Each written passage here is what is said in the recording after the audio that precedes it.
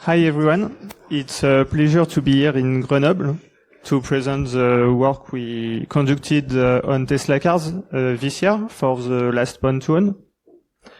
It will be technical, but we will try to be clear and not to go too deep in exploitation techniques.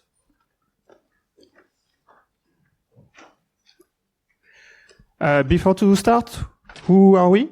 I present with David Berra and I am Vincent Dehors.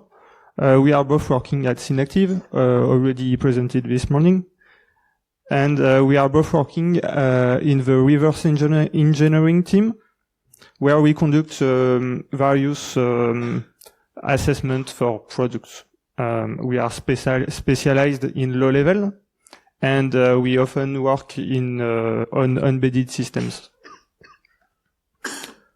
For those who never heard about Pontoon, it is an offensive security competition organized by the Zero Day Initiative, ZDI. To participate, the contestant need to compromise the target by getting arbitrary code execution on it, and most of the time remotely. There are several Pontoon every year, and the main event is at Vancouver. Starting next year, a new Pontoon contest will take place in Tokyo in January. This will be dedicated to automotive targets like electric car chargers, infotainment systems, and other car components. We already looked into the Tesla cars for the Pontoon 2022, so last year. At this time, we found a bug in the network manager that allows us to get code execution in the infotainment from the Wi-Fi and without user interaction. We also found a sandbox escape and 2 kernel vulnerabilities that added more impact to the attack. So this year we decided to look again, and we focused on another attack surface than the Wi-Fi. We started our research in December, mostly on our free time. First we found a logic bug in the security component called the gateway. It turned out that it was easy to exploit. So in January, we focused on another component, the infotainment, and we focused on the Bluetooth attack surface. And two months later, we had another Pontoon entry. So after that, we had a few weeks left before the contest. So we tried to change these 2 exploits. But to be able to do that, we needed a way to elevate our privilege. So we looked into the Linux kernel, and we found a bug with a funny attack path we will describe. And we finished the exploit just the days before the contest at Vancouver. Like in 2022, we finished at Vancouver, and we took the plane and registered to Pontoon without having a working exploit. And the funny thing is that I broke my computer in the plane, so it was a little bit stressful because I had to buy another laptop just after the landing to finish the exploit. Let's take a look at the Tesla car architecture. The main goal is to separate 2 worlds, the multimedia domain and the vehicle domain. In the multimedia domain, there are components that are not really important for the car to function. For example, we often find an infotainment in this domain. This is the display in the middle of the car that provide entertainment features. But they are also interconnected with vehicle components because they need to exchange some information, like for example car metrics, for example the car speed, but also for the over-the-air updates. In the Tesla architecture, there is a component called the security gateway that ensures that only allowed and expected communication is made between these two worlds. We can see that in the vehicle domain, the components are electric boards dedicated to control physically the car. They are called ECUs. And they are generally connected using CAN buses. This is a kind of network we often see in automotive world. Here is what looks like the infotainment board in Tesla cars. This is the same board as the one on the table. It contains all the components we will speak about in this talk. The infotainment processor is an Intel SoC for older version, like this one. And now it's an AMD one. Both use x86 architecture. There is also a Wi-Fi Bluetooth chip connected to the main CPU through a PCI bus. And in the same board, there is the security gateway. It is a PowerPC MCU, and it is connected to the main SoC using Ethernet. This gateway has has access to multiple CAN buses. So basically, it is able to communicate with everything in the car. To do this research, we needed hardware. We didn't buy a car because it is expensive. Hopefully, the infotainment board is pretty standalone. Like this one, you can just power the board with a display attached, and it works. We bought several boards like this one from the US eBay. And also Tesla sent us two boards, one Intel-based and one Ryzen-based. Also, Tesla has a special security program, a special program for security researcher. If you ever manage to be root on the infotainment one time, they will give you an SSH access to this infotainment for 1 year. It is a way to encourage hackers to report vulnerabilities. So after 2022, we had an SSH access to our boards, and it was really useful to develop the exploits. Now we will present the exploit chain we used during the contest. We chain 3 different exploits. The entry point is the Bluetooth, so the attacker starts remotely. But the first exploit requires to be paired to the car. So the threat model is either a compromised phone connected to the car, or an attacker who has physical access to the display. For the phone-to-phone competition, it is allowed to touch the screen, so we use it. The first exploit allows us to get code execution on the Bluetooth service called BSA server.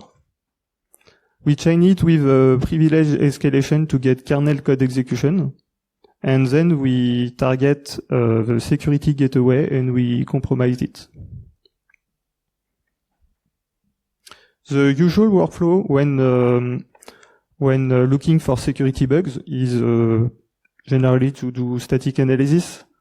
When dealing with a closed source program, we can use tools like IDA or Ghidra.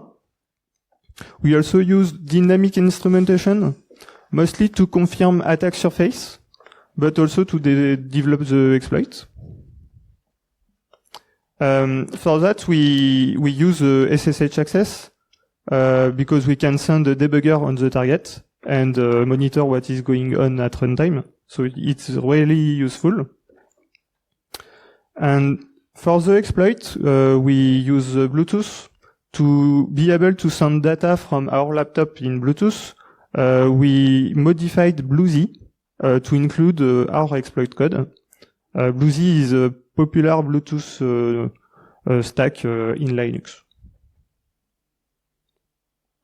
So let's start with the entry point, the Bluetooth. On Tesla cars, the Bluetooth allows communication between the car and the mobile phone. It is used to receive a message, to make voice calls, and also to play music. The vulnerability we used is in the music playback feature. How the Bluetooth is implemented in the car. Let's follow the path of a Bluetooth packet when it is sent to the car. First, it is received by the Wi-Fi Bluetooth chip, which sends it to the main processor, encapsulated in the HCI protocol. It is sent over a serial link, UART. The Linux kernel just forwards the data to a userland process called BSA server. All the Bluetooth standards implemented in the infotainment are located in two services, BSA server and BTD. These two programs contain a whole Bluetooth stack. And finally, there is another application called QTCar Bluetooth that is developed by Tesla, and this is under the Bluetooth part. So why did we target BSA server in the first place? This binary is really interesting for an attacker because it contains an enormous attack surface. It is written in C, so there is a high probability of finding memory corruption bugs. And also it uses a custom heap allocator, which is quite weird. But more importantly, this binary is compiled without PIE. In fact, this is the main reason why we looked into this binary. PIE means position independent executable. And without this feature, the section of the binary are loaded in memory at fixed address. So for this reason, this program is a natural target for an attacker. However, the infotainment system is still heavily hardened. There are a lot of sandboxes which are defined for every service, including BSA server.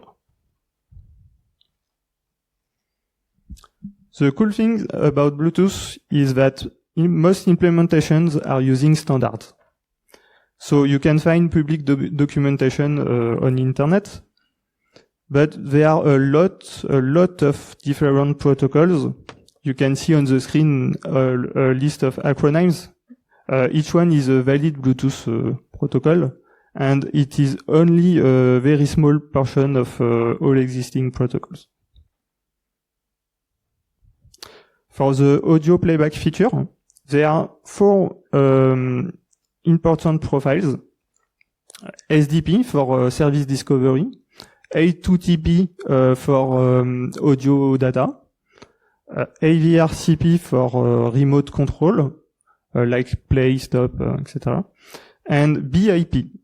We will only speak about BIP.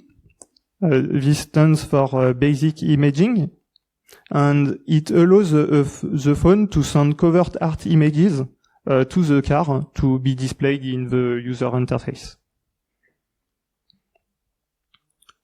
So the bug we found is located in the BIP protocol.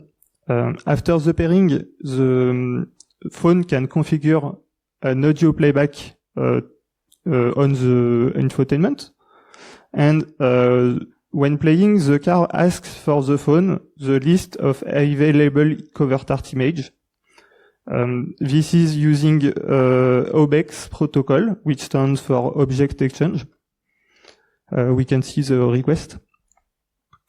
The phone sends back its images, a list of images. It is also using OBEX, and we can see on the slide the response content.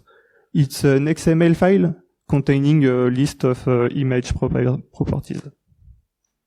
And finally, the car chooses one image and download it and display it.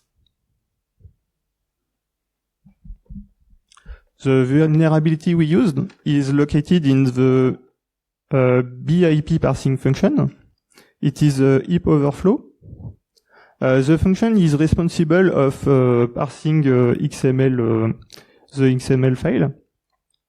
The parsing results are stored in a big structure, which has a fixed size.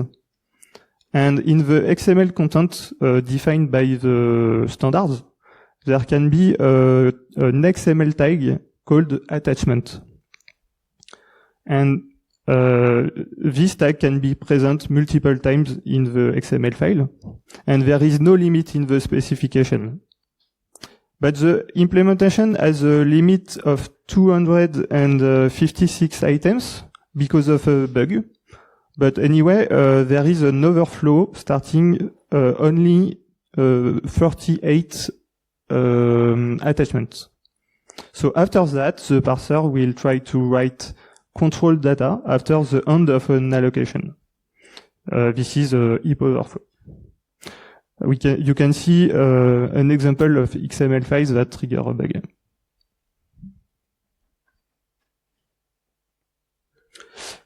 BSA server use a custom heap allocator. So the exploitation will be specific to this allocator. The allocations are stored in the data section of the program. And without randomization, all the address of the allocation are known because they never change.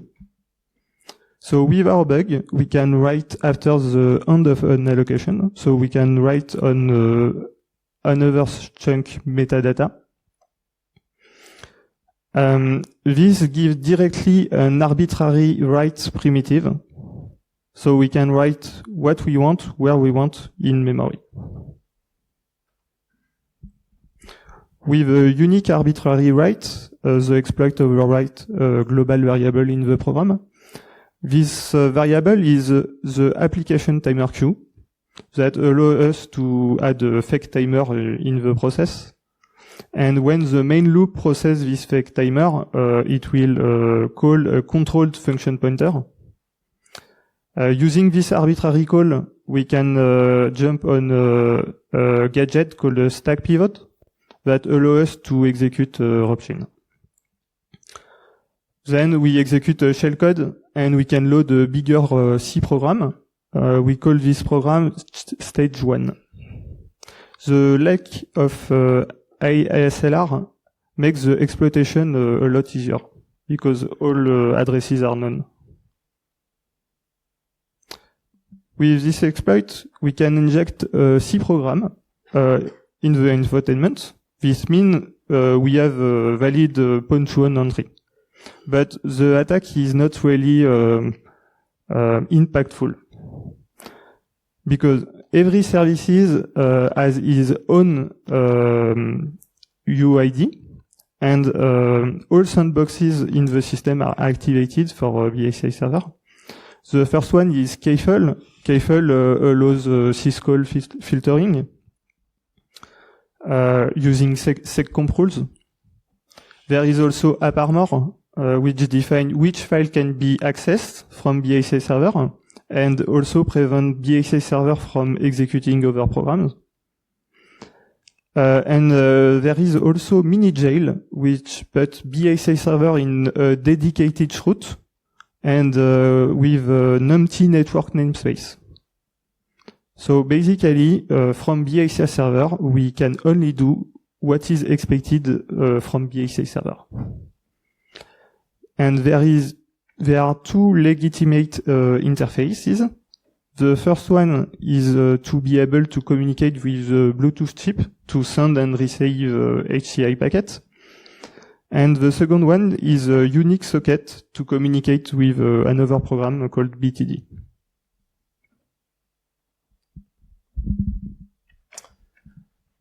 As Vincent said, BSA server can communicate with the Bluetooth chipset through a TTY. On this TTY, the HCI protocol is used. BSA server is responsible of loading the Bluetooth firmware while starting. This is done by using multiple vendor HCI commands. At least two of these commands allow writing to the chipset memory. since we have code execution inside the BAC server, we can use those commands to write to the Bluetooth chipset internal memory. As the Bluetooth firmware is in the internal chipset memory, it's possible to gain code execution in the Bluetooth firmware, but it's not particularly interesting because the almost unique attack surface from there is a BAC server. The Bluetooth chipset is a combo Wi-Fi plus Bluetooth. Some components are shared between the two ports. The internal RAM memory is shared between the two ports, and the RAM dedicated to the Wi-Fi is mapped inside the Bluetooth port.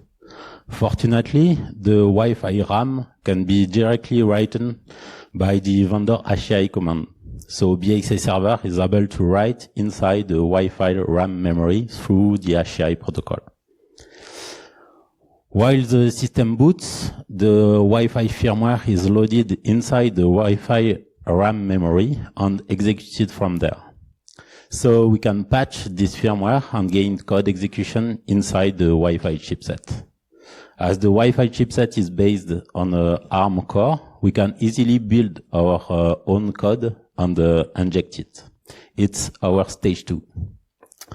To get code execution, we apply some pretty simple patches. The stage 2 code is injected inside the unused memory range.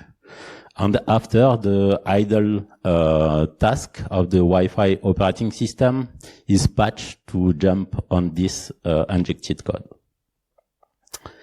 The Wi-Fi chipset is much more interesting than the Bluetooth one for an attacker. It's connected through PCI Express to the system. It uses DMA and mailbox to communicate with the main processor. And it relies on a complex Linux driver called BCMD-HD. Our stage 2 is well placed to attack this driver. And for the DMA, there is a IOMMU in place, so it's not that easy to reach the main processor memory. To communicate together, the firmware and the driver need to share some information. Some structures are shared. This is not shared memory.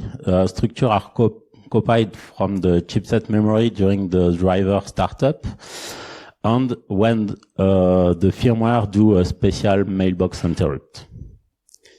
So the firmware can modify this structure while running and ask the driver to reload them.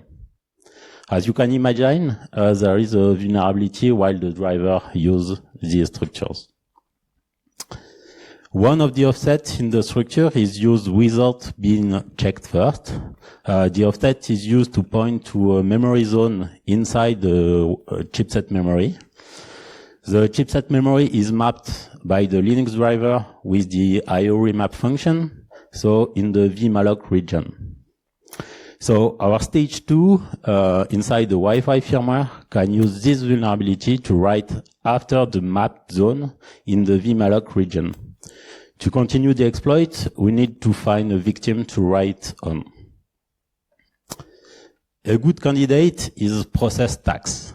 These stacks are allocated by the kernel and are located in the vmalloc region. Stage 1 inside BAC server can spray processes stacks by forking multiple times.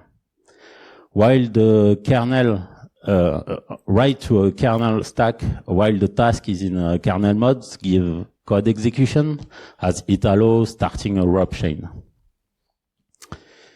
Stage 1 child can be blocked in kernel mode by calling a blocking syscall, so the task stay in kernel during while the syscall is blocked. But we need to be sure to write in a kernel stack and at a good offset.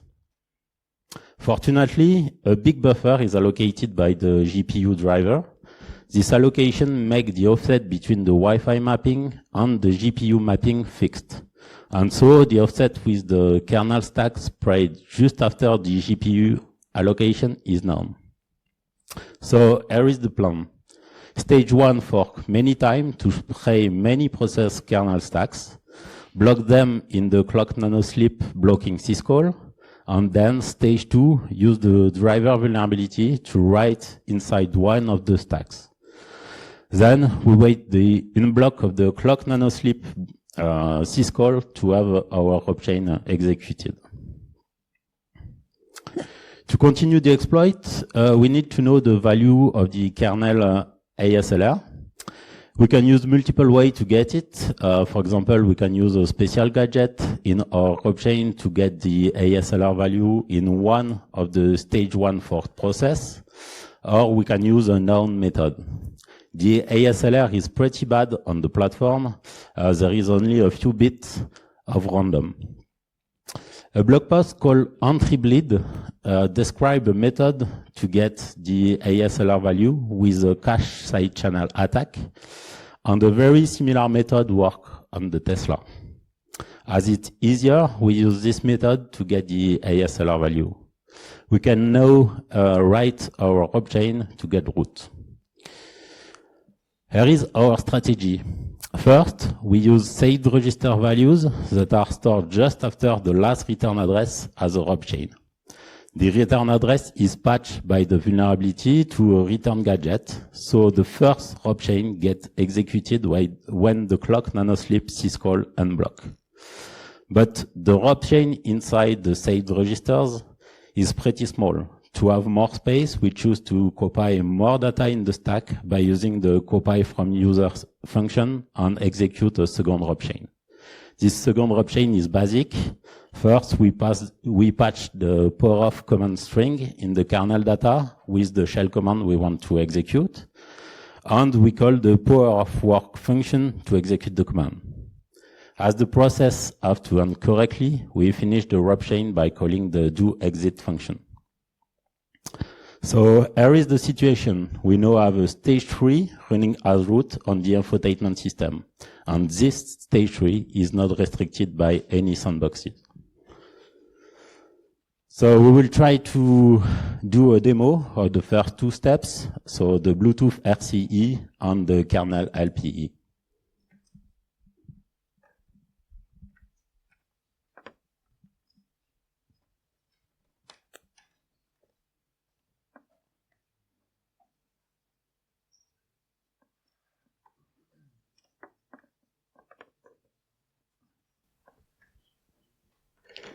The ECU, which is on the table, has a vulnerable version. We didn't update it since the competition. David just launched the exploit. This is actually Bluesy with our exploit code. I click on connect, but in fact the car will try to connect automatically if the button priority device is checked. We can see the exchange during the exploit, during the connection. We have AVRCP, which we tell the car that we want to play your music. In fact, maybe you don't see, but there is music displayed in the bottom left of the screen, and this is Baby Shark music. Now we just send a lot of data. In fact, this is the payload of stage 2. So it takes a while, and we are a little far from the laptop, and there are a lot of communication.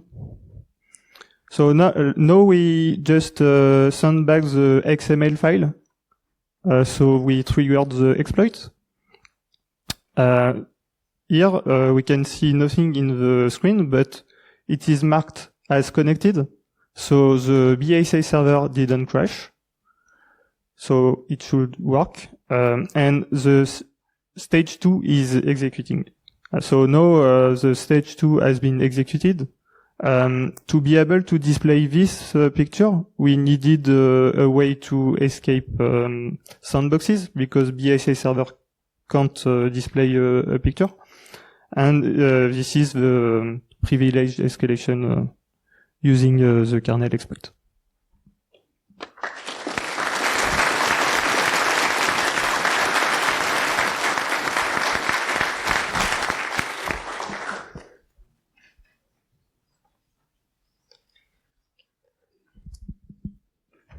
So we now have execution outside Sandbox, so it's possible to communicate with the gateway over Ethernet network.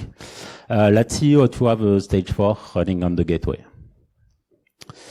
As Vincent showed you at the beginning of this presentation, the gateway is an MCU on the same PCB as the infotainment. It's running on a NXP PowerPC SoC and use a free RTOS as the operating system. It has no hardware-based secure boot and uses its internal flash for all the software. The gateway is connected to the internal Ethernet network and to some CAN buses. The main feature of the gateway is to filter CAN messages from the infotainment. It's also provide sensitive information to the other component, like the car unique number, or the state, or the paid option, like the autopilot. And the gateway is responsible of doing the update of other ECUs. We will see this functionality in detail. Regarding the software, the gateway has 3 different operation modes. Firstly, the bootloader mode. It provides software secure boot and start the other modes. It's also have a recovery mode to boot the gateway from the network. Secondly, the updater mode. This mode is used to update other ECUs or the gateway itself. And there is the main application mode that is used during operations. This mode gives filtered access to the CAN buses to the infotainment. There are commands in the main application mode to make the gateway reboot in updater mode. For the exploitation, we will describe a logic bug, a time of check, time of use bug. So there is no memory bug in this part. Regarding memory bug, even if the system can't have advanced mitigation, the software is well developed and we didn't find any memory bug. Here is how the updater mode starts. First, the infotainment system uploads the updater binary on the gateway SD card using the X4 protocol. After that, the infotainment sends the reboot for update UDP command. The gateway reboots and the bootloader loads the updater binary from the SD card to its RAM memory, check the signature and execute it. Here is the workflow to update ECUs. In the first phase, the updater mode fetches the ECU firmware through the TFTP protocol on the infotainment. The update firmware is saved on the SD card and the signature of the update firmware is verified. In the second phase, the updater applies the update. The updater uses the file on the SD card to upgrade the ECU through the CAN buses. The main application mode on the bootloader can also be updated by the same way. The update mode do writing to the internal flash of the gateway MCU. The updater can do multiple updates at the same time. It fetches multiple files by TFTP and schedules them to be applied. So here is the logical bug. First, we can make the updater mode to fetch 2 times the same file. The first time, the TFTP server sends the valid file, so the signature is correct and the ECU update is scheduled. For the second fetch, the TFTP server sends an invalid file. This overrides the file on the SD card, and even if the signature is bad, the file is kept on the SD card. And the first update remains scheduled. On the second updater phase, the signature is not rechecked, so the invalid file will be applied. As you see, this bug allows bypassing the signature check and allow applying arbitrary updates. Let's see how to get code execution with this bug. The bootloader is responsible of doing software secure boot. Because there is no hardware-based secure boot, the bootloader is never checked. And the bootloader can be replaced with the updater bug. This can be used to gain code execution inside the bootloader, but we choose to just patch the original version. We simply remove the software secure boot implementation from the bootloader, so we can use the reboot for update functionality to boot an arbitrary updater binary. We injected our code inside the original updater binary, so our code can reuse the function already present in the binary. For example, it's easy to send CAN messages from our injected code by using the CAN write function already in the binary. So that's it. We now have a stage 4 running on the security gateway that can send CAN messages to the other ECUs. This is the end of our Pwn2 chain. So to sum up, we exploited heap overflow to gain code execution inside the BSA server process. From the BSA server process, we use the lack of isolation between the Wi-Fi and the Bluetooth firmware to execute our code inside the Wi-Fi firmware. From the Wi-Fi firmware on the stage 1, we exploited an out-of-band write to execute commands as root and run an unrestricted binary that can communicate over Ethernet. From this unrestricted process, we exploited a logic bug inside the gateway to execute arbitrary code on it. And from this code, we can send CAN messages. Tesla has quickly made some fix and also has improved the hardening of the system. A BSA server is no more an exception, and it's a PIE binary like the other services. And of course, the Bluetooth vulnerability has been patched. The BCMD HD vulnerability has been patched, and the other out-of-band read were also patched. The security gateway has been improved.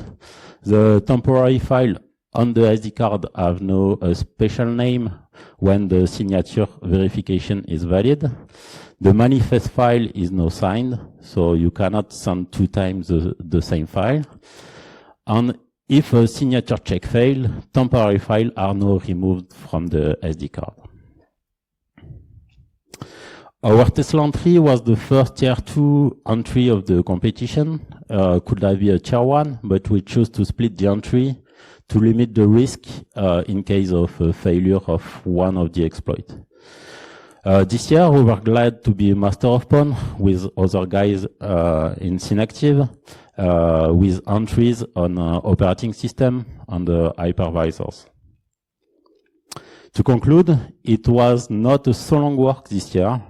We now have a strong knowledge of the target with almost 3 years of working on it.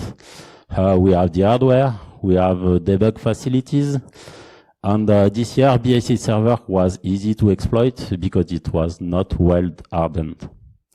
We got support from Tesla. They provide us an ECU up to date that can receive updates. They give us they give us firmware through ZDI. And the version for Pwn2 was freezed 1 month before the event, so we had time to adjust our exploits.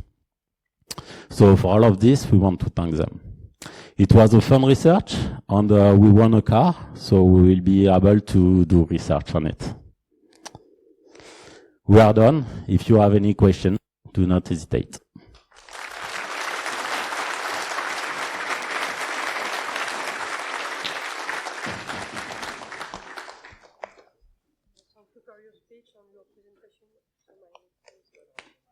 Thank you for your speech and your presentation.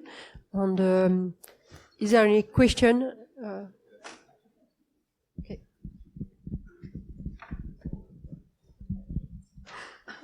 Just a question. Maybe you said it, but how do you extract the firmware of the entertainment board?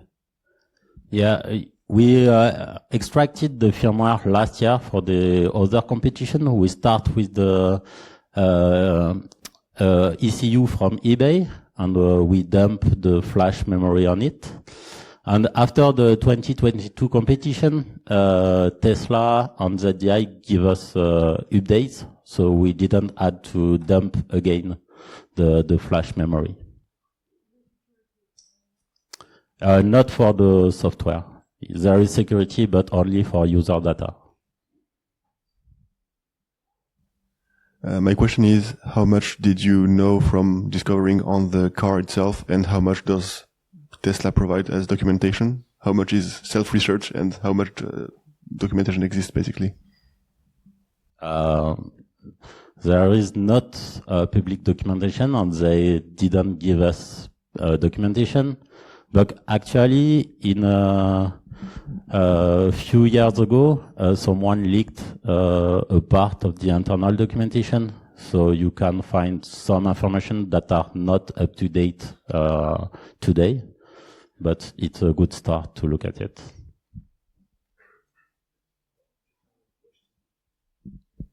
So thanks for your presentation. I was just wondering, but did you experiment this exploit on a real Tesla car which was unpatched, with unpatched card and software? Not this year, not with this exploit chain. But last year in 2022, we ran our Wi-Fi exploit to a real car, yeah. And so you managed to get control over the CAN, and you could just manipulate the engine and all that sort of... We don't know exactly what we can do with these CAN messages. We didn't check at all. But last year in 2022, we tried to do some things, and we were able to open the trunk, for example, to turn the light on, etc. And this year, since we have more privileges with the gateway exploit, we can do more than that, but we didn't check. Okay, thanks.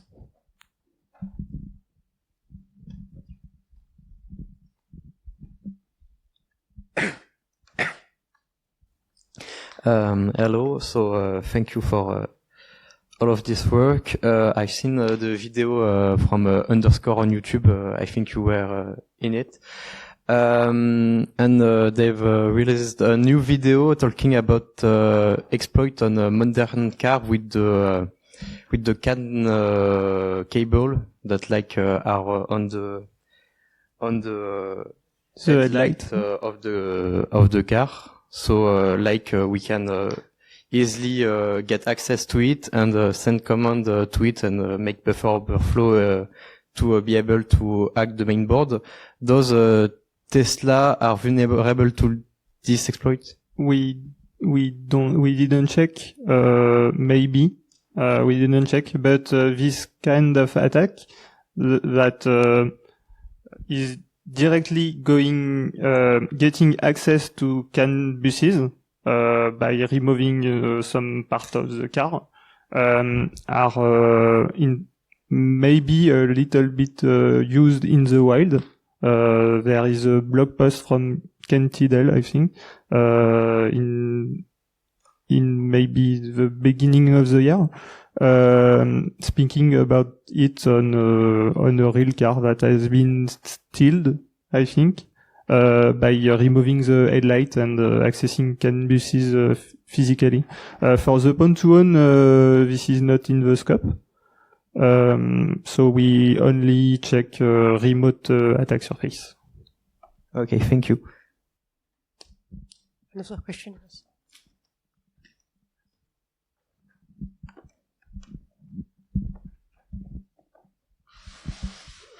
Hello. Congratulations for your work. It's pretty impressive. I have a question. At some point you said that you use some DBI tool to develop the exploits. I guess it's on the firmware or something like that. What tool did you use? Sorry, so I didn't understand what kind of... You said at some point at the beginning of the presentation that you use some DBI tool, a dynamic binary instrumentation tool. Sorry. We use GDB. GDB? Yeah, just by sending a GDB server on the infotainment. Okay. We were able to do that because we had NSSH access.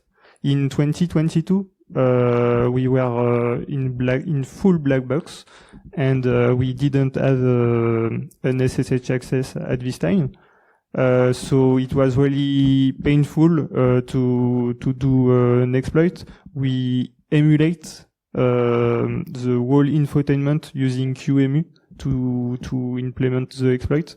But now with an SSH access is quite easy to debug. Okay, thank you.